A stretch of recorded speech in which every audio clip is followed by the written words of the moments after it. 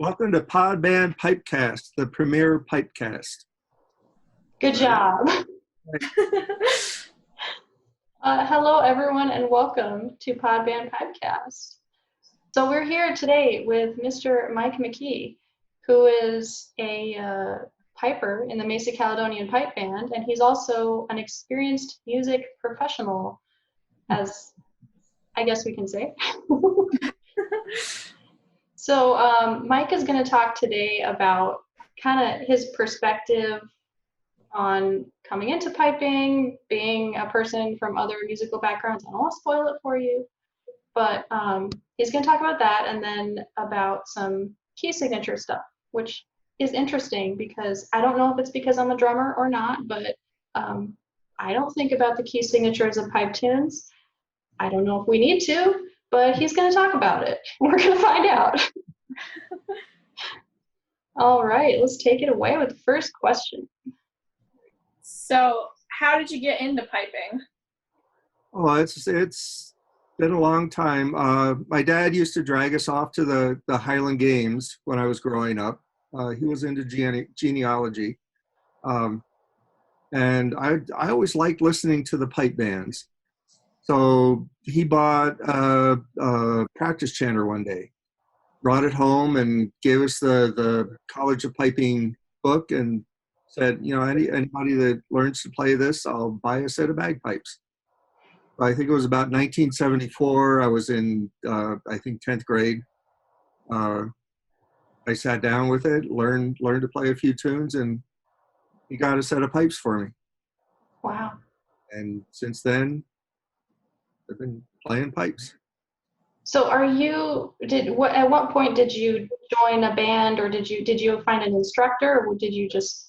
Yeah, we found some people around there that knew more or less about bagpipes. One guy named Andy Slater that Len Wood knows got me started, tried to start a band in my area. And then I worked with somebody in Philadelphia for a little bit before moving off to college and then coming out here. So I didn't realize you lived in Philly, or where did you say you lived? Pennsylvania, near Lancaster. Okay. And then I moved out to Indiana, Pennsylvania, close to where Ed Best went to school. Shout out to Ed Best. Yeah. Yeah, I don't know if he went to Indiana, but he knows where it is. And I've gone out to see him at the Edinburgh games. He goes every other year. So when you got to Arizona, then you were kind of on your way to playing pretty much, or how did you? Yeah, I knew pretty much how to tune them and play a few tunes. And then I think it was 1981, 82. I saw a little blurb in the paper about the Mesa Caledonia. Well, it wasn't Mesa Caledonia back then, I don't think. They just said there was going to be a pipe band playing somewhere in Tempe at a historical house. They were having some kind of festival. So I drove out there and listened to, I think, Chris and Rick and a few other people, Jim Grant, Bill, Mike Henningsen. Those guys were out. They played a short concert, and I walked up to Rick afterwards, and he had his little MG. And I said, I play bagpipes. And he said, come on over. And that's how I got started. That must have been right at the beginning of when the band started. Yeah, right at the beginning of the Mesa Caledonia. Wow. Or back then it was the city of Mesa. Right. Not to make you feel old or anything.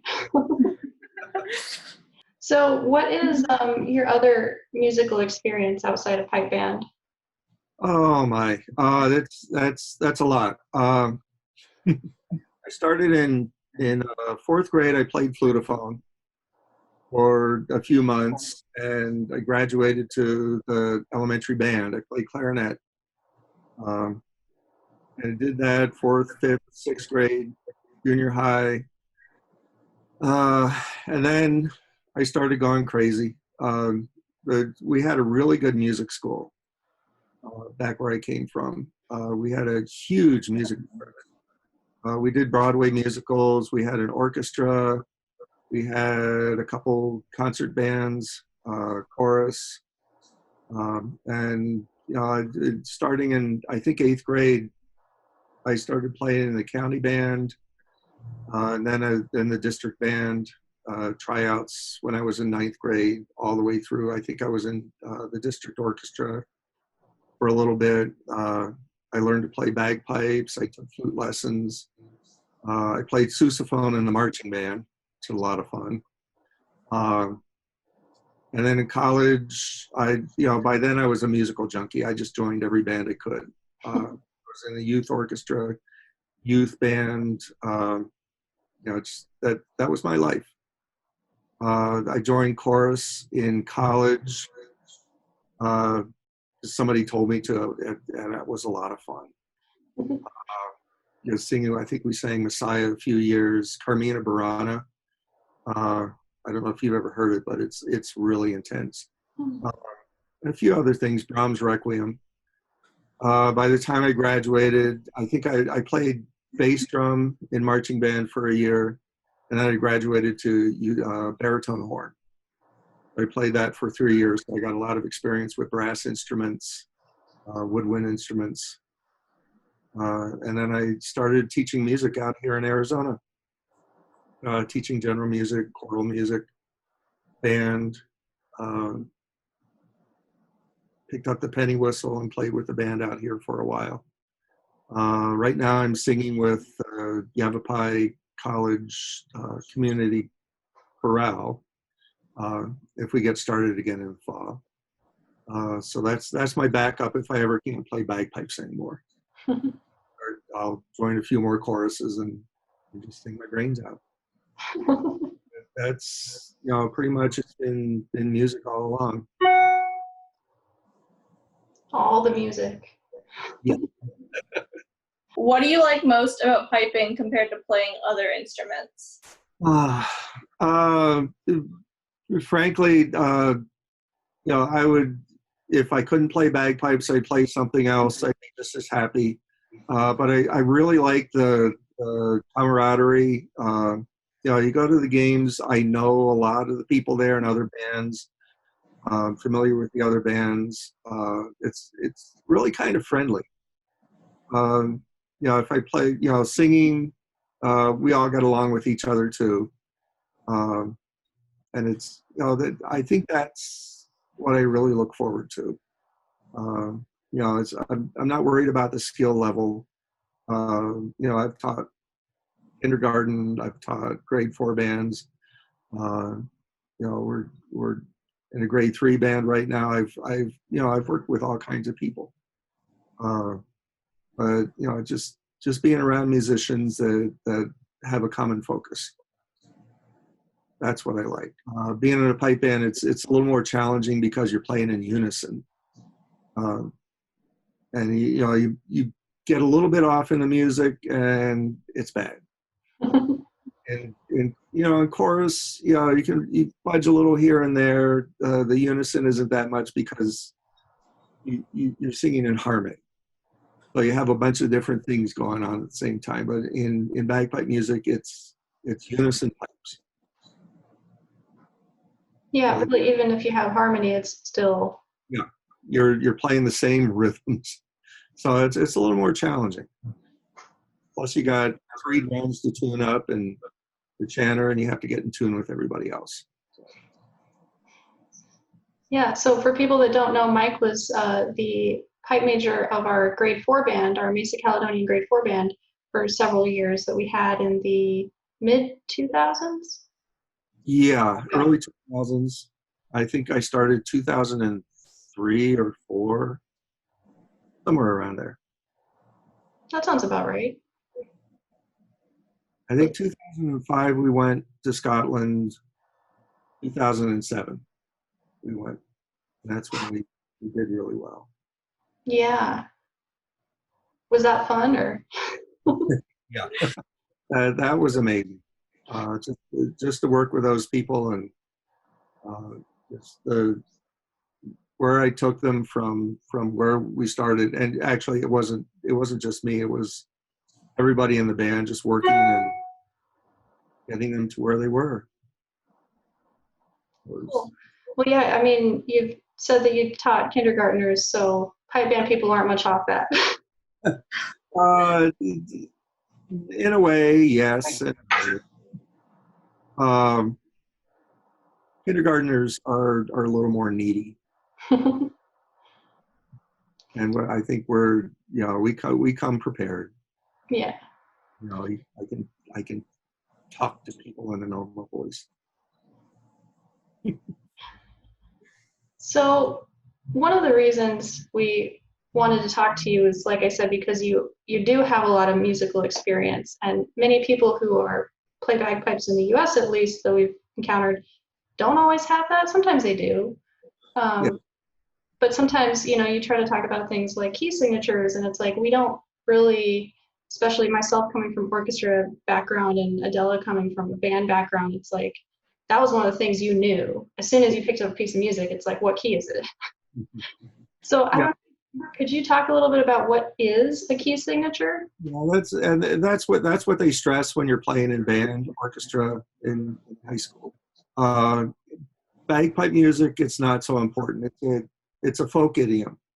Um, I was playing whistle for a while too, penny whistle, and I took some lessons from somebody that said it's really important to be able to play by ear and not worry about the written music. But then you also need to know how to play the music. Need to understand what's written down.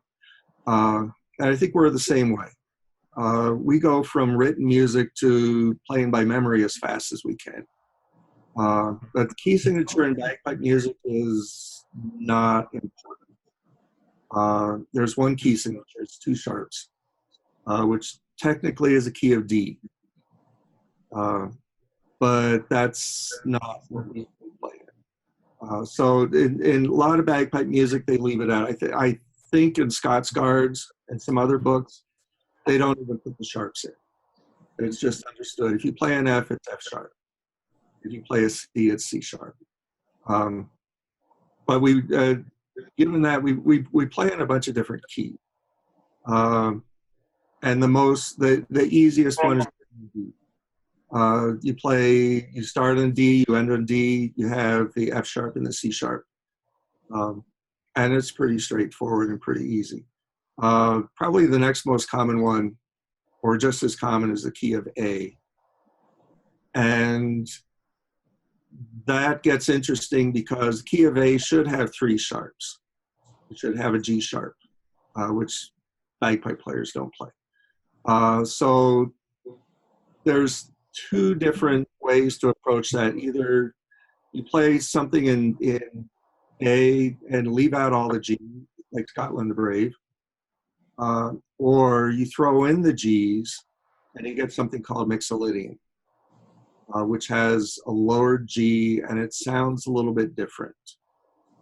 So I don't know if that's getting too esoteric or not at this point, but you can tell the difference. I'm trying to think. I think I wrote down some tunes that are in, and maybe I didn't. Mixolydian, Battle of Waterloo would be a good example. It's in the key of A. It begins and ends, or does it begin on A? I don't know. It ends on A. It's in the key of A, but there's a lot of G's thrown in, so it has kind of a minor sound to it. If you listen to it, so that's what you can do with the key of A. You can play A minor if you leave out C's. A minor is C's and F's mostly. A minor would have no sharps at all. So you have to leave out the C sharp and the F sharp. Tunes like Drunken Piper, if you're familiar with that, are in the key of A minor. So you can get really flexible with pipe tunes. You can play an E minor. E minor would be leaving out the C's. If you leave out the C sharps, you get E minor, which should have just F sharps in it. Those are rare tunes. Lexi McCaskill is a reel that does that. So you play a bunch of different keys. B minor, which is real easy. B minor just starts and ends on B. And it has two sharps, so it's natural. Mist-Covered Mountains starts and ends on B. There's a few other tunes. The 91st at Modert River. We've never played that, but that's an example. But if you start and end on B, you have B minor. So it's really flexible depending on what you put in, leave out, notes that you stress. So the key signature is important if you're writing tunes, and it's important to understand what you're playing. But it's not, the key signature is not what you see at the beginning of music. You have to take that from what you're looking at, because the key signature will always be two sharps, and it's not always the key of D. That's interesting. Yeah, so you only have 9 notes, but if you play some, you leave some out. Yeah. That's where you get your key signature. Yeah, and that's where you get the key signature. So, it's not what's at the beginning of it's you have to kind of analyze it. And it's not something that you think about too much. If you start an N and B and play the downbeats, you get a nice tune. And a lot of pipers probably don't know that's key to B minor. Yeah. That's another thing also. If you tell someone who's only a piper that they're playing an F sharp, they're going to be like, my F's not sharp. Yeah, we don't use that because you don't have F natural. So you just say, your F's out of tune. You don't say F sharp's out of tune. If I was playing any other instrument, I would have to say, I would specify F sharp, F natural. So we just say the names of the notes, F, C. We don't say sharp or flat. Yeah, so I was explaining that to someone one time because one of our tenor drums we tuned to F sharp, and I forget, it was some piper who was asking me like, oh, what about the notes you tuned to? And I said, well, yeah, it's an F sharp. Why you tune it sharp? Well, that's the note you guys are playing. Yeah, a lot of pipers don't realize it. You don't have that musical training.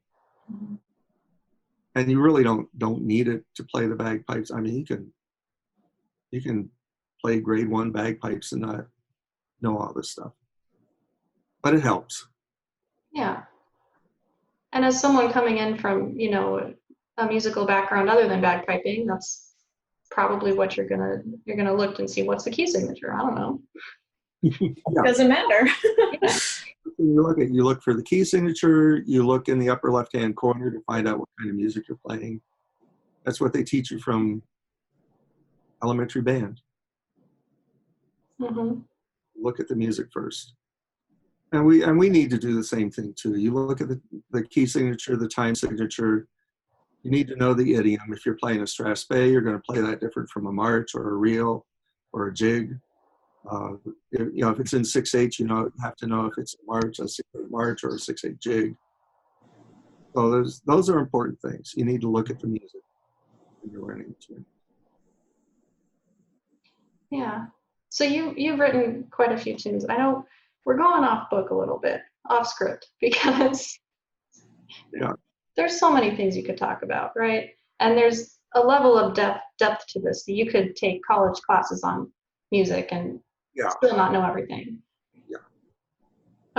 So you've written tunes before. I guess, is that one of the first things you think about is how do the tunes just pop in your head, or are you like, oh, I'm going to start with a D and then go on from there? Yeah, in my case, they kind of pop in my head. Uh, yeah, you can sit down if you know how strathspeys work. You can improvise and pretend to play a strathspey or a march. Uh, then something kind of sticks. The pigs in the yard. Dogs found pigs in the yard on Christmas Eve.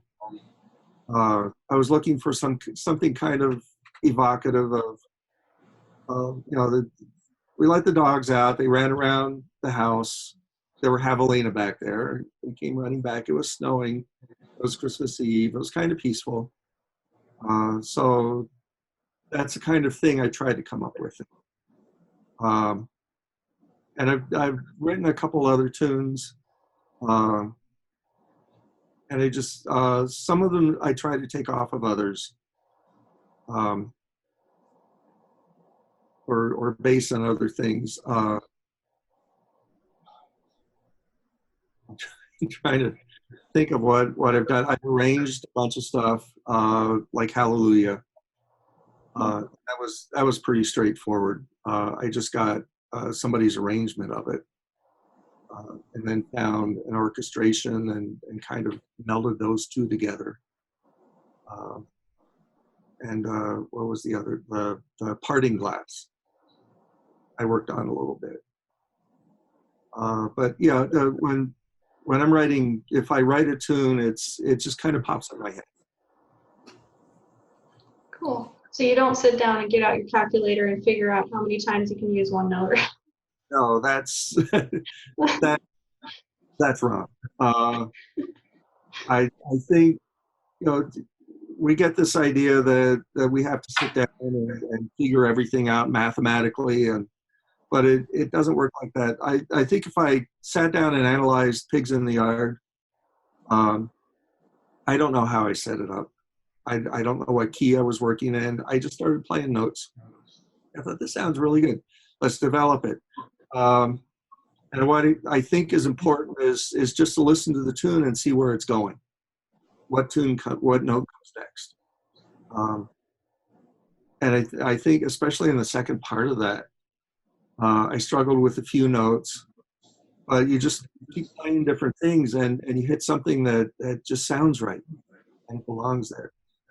It's kind of like if somebody's carving a sculpture out of marble. They say, you just do what the rock tells you to. You follow that, and you come up with something good. You just see where the melody's going and write the next note. And I don't think about chords. I don't think about key signatures, or just, you have to follow the meter. Whatever the time signature is. If you're writing a 3/4, it has to be in 3/4. If you're writing a strathspey, it has to sound like a strathspey. If you're writing a march, it has to sound like a march. Well, those are the things. Oh, that was a lot. Yeah. So, by the way, the Dogs Found Pigs in the Yard on Christmas Eve is the best tune name. Yeah, that's what I thought. The Irish are really good at that. They'll write exactly what the tune was about. Maybe not so long, but I was thinking about a tune about somebody's suspicion about the cows under the trees. It's the name of a tune in somebody's book. I thought, it would be just cool to just say exactly what was happening when I started writing the tune. And you did. Could you play like a couple measures of it? I'm not going to ask you to play the whole thing, but of course you have your channel right there, because why not?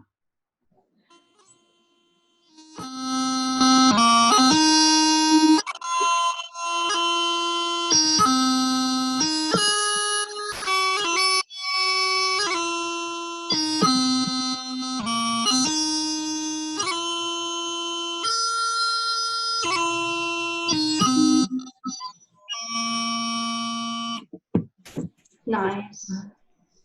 Yeah. Sounds like dogs finding some pigs in the backyard. Yeah, they did. And it was snowing. It was snowing and it was beautiful. And And it was funny because you don't want your dogs to find javelina, because a javelina will do damage to a dog. But they knew as soon as they saw them that they needed to run back. You heard a little yelp, and they came running back in the house. I was surprised when I first heard that too, that it wasn't like a jig or something. Like there was something more going on. Yeah, and it really was a Christmas Eve song. Hmm. I was trying to be more peaceful. I don't know. Well, good job. I thought of a question. You mentioned arranging music, and we talked about writing music. What is the difference? Writing music, you come up with in your head. So I would sit down and say, I'm going to write a tune. I'm going to write a march. And then I just come out of it. It just comes out of my head. I compose it. I have to think of a theme. I have to think of the key. I have to think of different rhythms. Arranging a tune, you're taking something somebody else has already written and arranging it. You can do that with pipe music. We do that with a lot of our music. We don't play exactly what the composer wrote. We change it around a little bit so that our band can play. If you take a hard march for the medley, I think we did that with Cutting Bracken. I think Cutting Bracken was originally a jig, so somebody had to arrange that as a march, and then Chris takes that and changes it around so that the band can play it, so it's appropriate for a great band. And then we have to arrange the endings so they flow into the next tune. So that's arranging. And then arranging sometimes means you add accompaniment, you add different musical score, you write harmony. So that's arranging. You take something that somebody else has already done. That's actually an excellent segue to next episode. Oh. Yeah, so next episode, we'll talk a little bit about chords and kind of how that works for bagpipes. And then we'll also talk about like using those chords or just the arrangement to play along with some other instruments. That's always kind of fun. Mike has done the arranging for pretty much all of our tunes we've played with other like concert instruments, I think. Yeah.